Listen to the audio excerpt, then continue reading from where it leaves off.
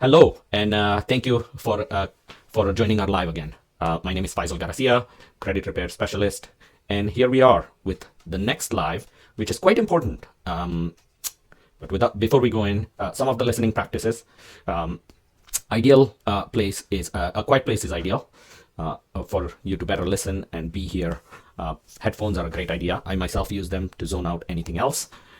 Please put your mobile phone on silent to avoid interruptions because calls can take you away. Multitasking like checking text, emails, those if you can avoid, that will help you stay present. And if you sit down, that will also help you stay present. With that being said, today's topic is CPI, Consumer Price Index. This presentation will take approximately 15 to 20 minutes. Ask questions in the comment section and I'll answer them at the end of the presentation. At the end of the webinar, you will learn about the importance and what it means for investors. The easiest way to connect is call, text. Facebook is also an option, Instagram, TikTok, website, and email. Today's topic, CPI.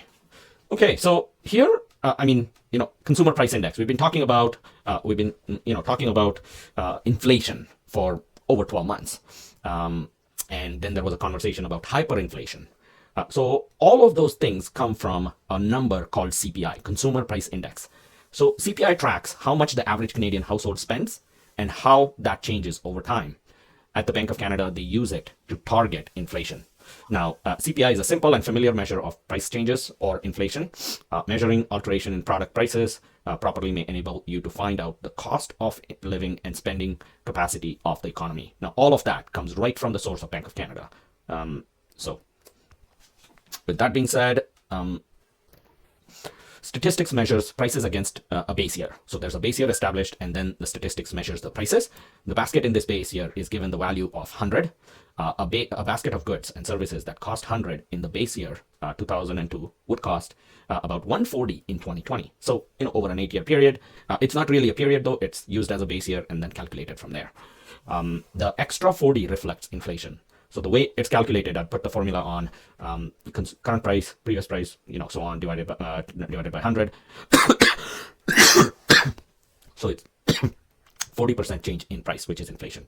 Positive value shows inflation, negative values show deflation. Why we measure CPI? If all of this we're doing, why are we measuring it? Employers use this to make cost of living adjustment in wages, salaries. Governments use to adjust income taxes, social benefits, Canada Pension Plan, old age security, any other pension. Some of the other pensions also adjust to CPI, not all, but some. Issues with CPI. Now, CPI is a number that is, put together by financial analysts and, a financial expert. But there are challenges with CPI. CPI is most widely used indicator of price change, but it's not the perfect one. The evolution of things that we buy and the way we buy them makes measuring changes in prices a challenge. So some of the things that are issues with CPI is substitution. So let's say instead of butter, you're using margarine. That's a substitution. New products like, I would say, let's just say ChatGPT. It's a new product. So it's a new invention, new product. How does that substitute? It's, so on and so forth. Quality changes. If there is an improvement in quality, or to keep the price same, the manufacturer has reduced the quality. Online retailers, and so on. Who leverages CPI? Well, CPI is used by many individuals, even though it's not the best number, but it's the closest to the best. Investors to know the adjustment in their portfolio, if they need to take higher risk for higher return, if they need to reduce the risk, so on and so forth. Store managers evolve to a product to estimate how much to charge for them in the upcoming year. They adjust with CPI sometimes. Financial analysts advising individuals for their retirement plan, investments, tax payments, sometimes insurance. They may want the financial advisors or insurance advisors based on the CPI may want their clients to adjust the payout. CPI. So we've got numbers here from February 2022 to February 2023. March 14, the February 2023 CPI came out, and that's why we used all this. Using the baseline method, comparing prices in Canada from February 2022 to 2023 February, resulting 154.5 CPI. Current CPI, which is, comparing the February to January, it is 153.9. We're currently up 0.6, and our inflation rate was from 5.9 to 5.2 in February of 2022, just last month.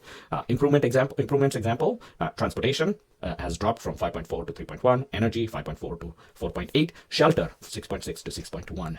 And all of this is coming directly from a very credible source indeed. 8 major components in Canada's CPI. And there are components. When you calculate this number, there's some of the things that put together in that calculation.